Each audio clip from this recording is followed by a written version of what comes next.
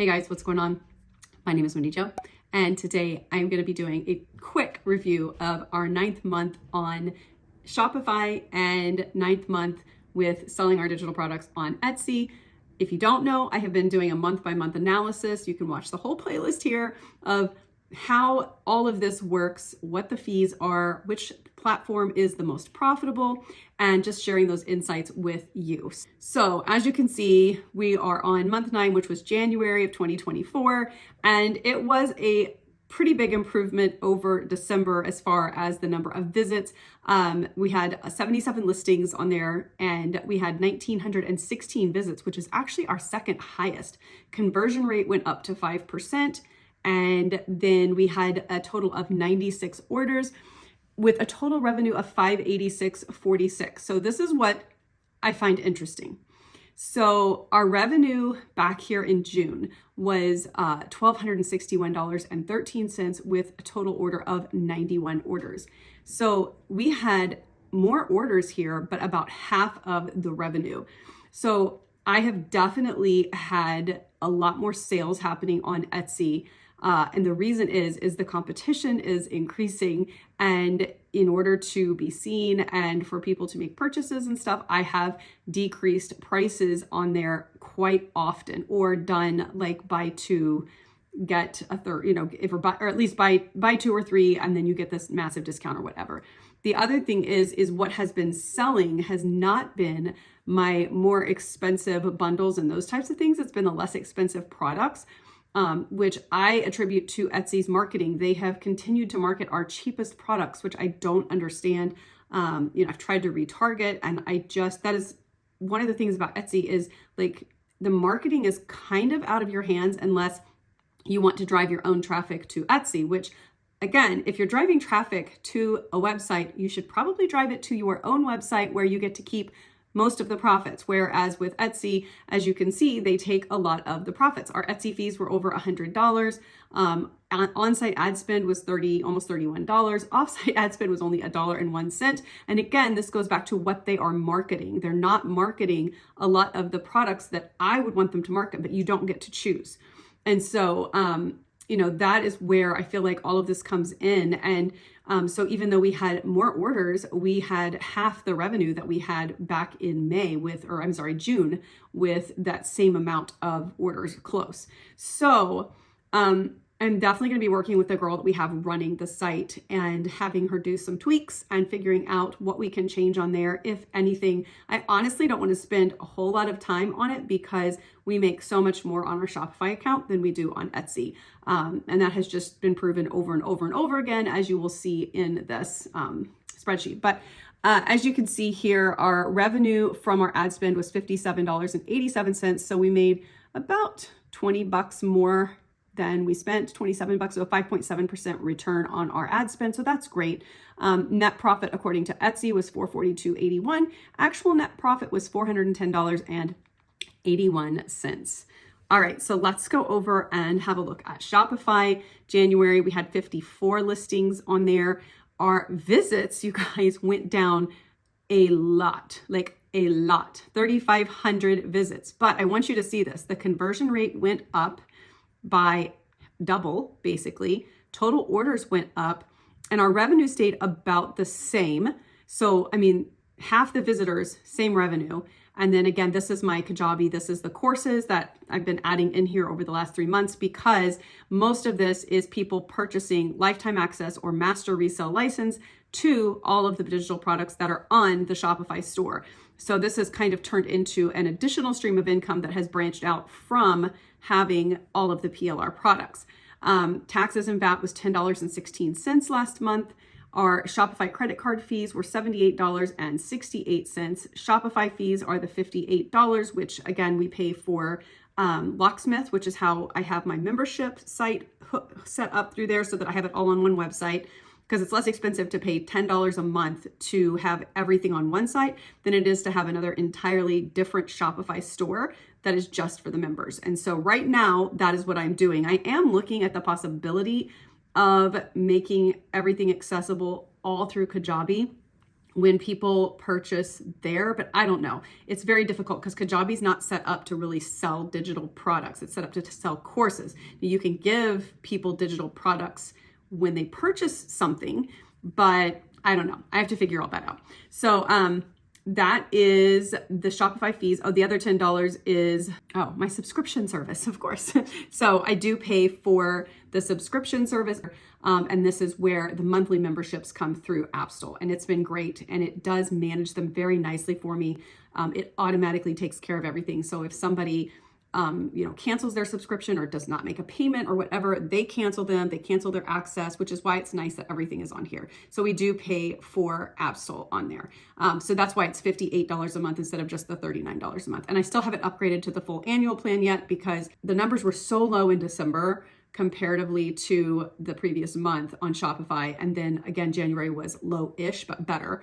I decided to wait just until things kind of like ramp back up in the new year before I actually went in and bought a whole year of Shopify, which I'm still going to do that. I just haven't done it yet.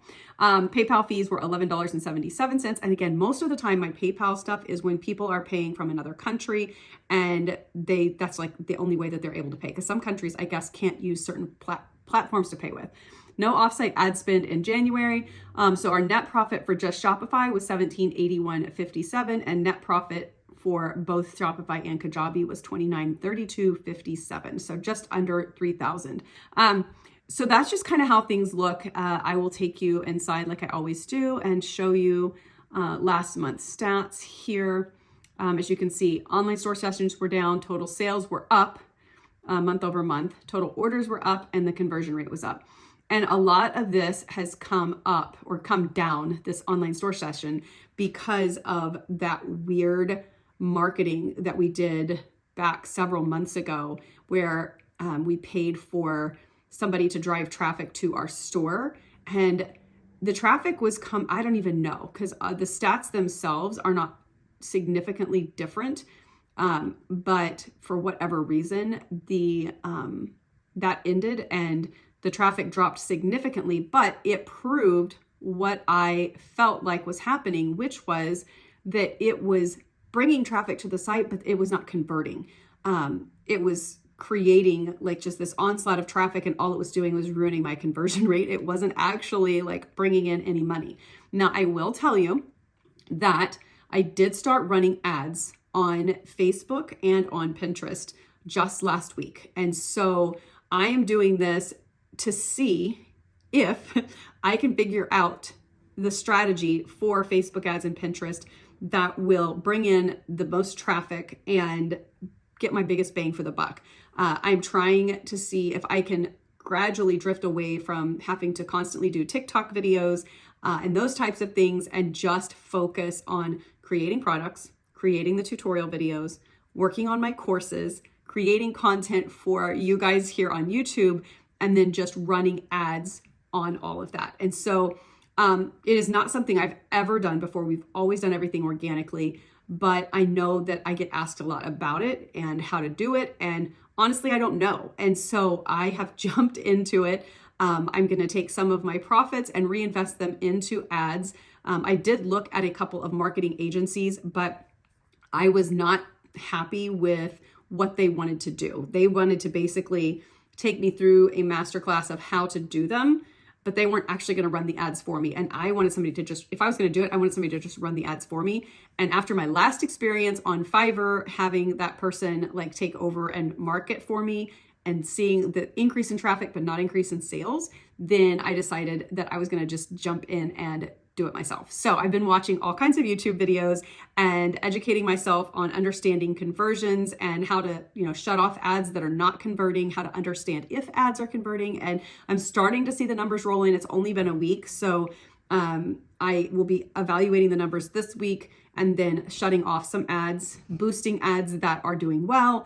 And I will be sharing all of this with you guys down the road. I want to let it run for a little bit and kind of see what happens with it so that I have some real numbers to share with you on that. So, but once I do, my goal is to save you money so that you don't waste any money running ads. That if you do decide to run ads, that you can understand what you need to be looking for and how to set it up to optimize for the biggest bang for your buck. So I also have a couple of spreadsheet calculators that I put together that help me to understand like what my goal is and then how much I'm going to need to spend in order to hit that goal. And it takes numbers like your click-through rate, etc., and some other numbers that I'm not looking at it right now, but it takes those numbers and calculates, okay, if you want to make $100,000 this year, then you need to spend $75,000 to get that, which would then be like 175% return on investment, something like that. So,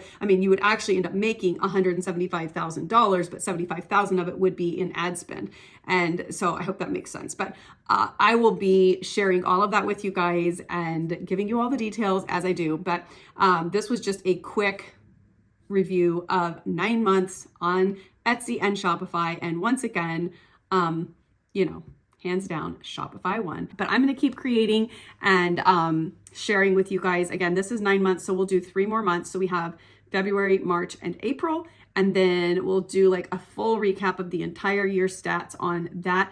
And then I probably won't do any more of the Etsy versus Shopify, but I will be sharing insights of the Shopify store and the ads and those types of things. I have a ton of videos coming out, you guys, a ton of videos. So in between working on all the courses and everything, I've been working on the videos.